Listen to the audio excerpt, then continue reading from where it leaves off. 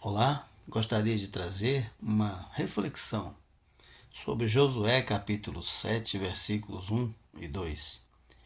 E prevaricaram os filhos de Israel no anátema, porque Acã, filho de Carmi, filho de Zabedi, filho de Zerá, filho da tribo de Judá, tomou do anátema, e a ira do Senhor se acendeu contra os filhos de Israel.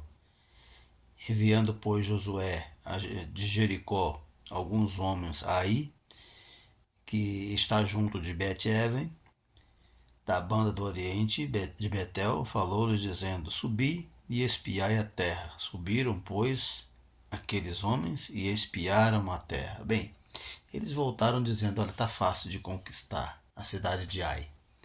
Não mande para lá todo o povo, apenas uns 2, 3 mil. E Josué seguiu a ordem dos espias, a sugestão dos espias, e enviou lá uns cerca de 3 mil homens. Acontece que o povo de Ai deu um couro neles e feriram 36 deles. Eles voltaram para casa humilhados.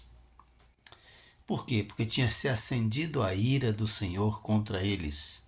Porque Acã, um dos membros da trilha, apenas um homem, tirou dos anátemas, das coisas amaldiçoadas por Deus, da cidade de Jericó, que eles haviam conquistado antes com muita facilidade, uma cidade muito maior.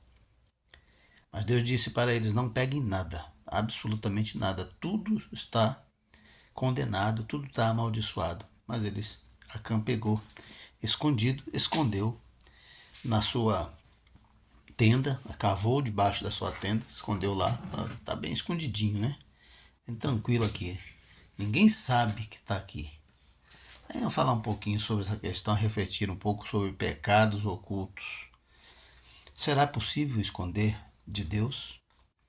Acã achou que o seu pecado, a sua transgressão, estava bem escondida.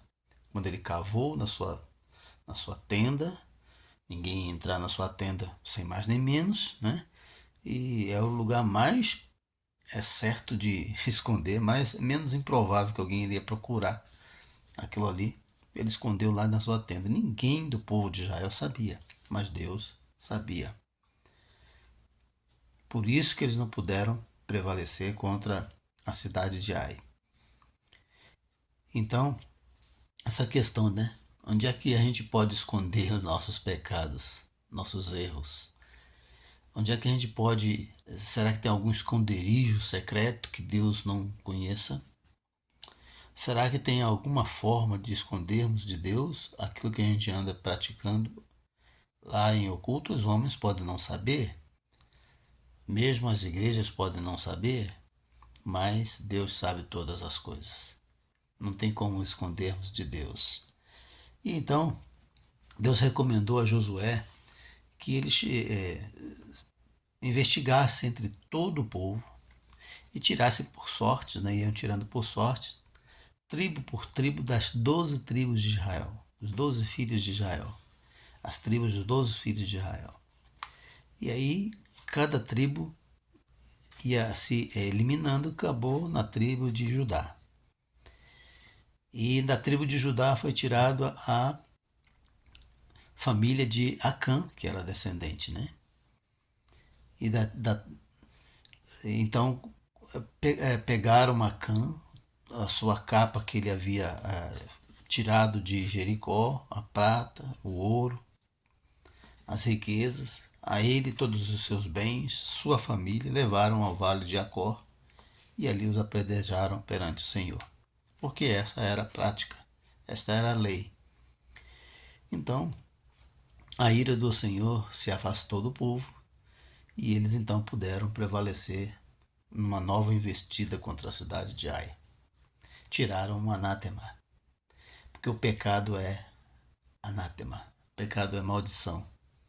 A única maldição que nós temos na vida é pecado, mais nenhuma. É isso que nos afasta de Deus, que impede que Ele ouça as nossas orações, conforme diz Isaías 59, 1 e 2. É isso que nos torna cada dia mais distante de Deus, é o pecado. O que precisamos é confessar os nossos pecados e tirá-los da nossa vida, limparmos a nossa vida para que ela seja usada por Deus, para que nós sejamos usados por Deus.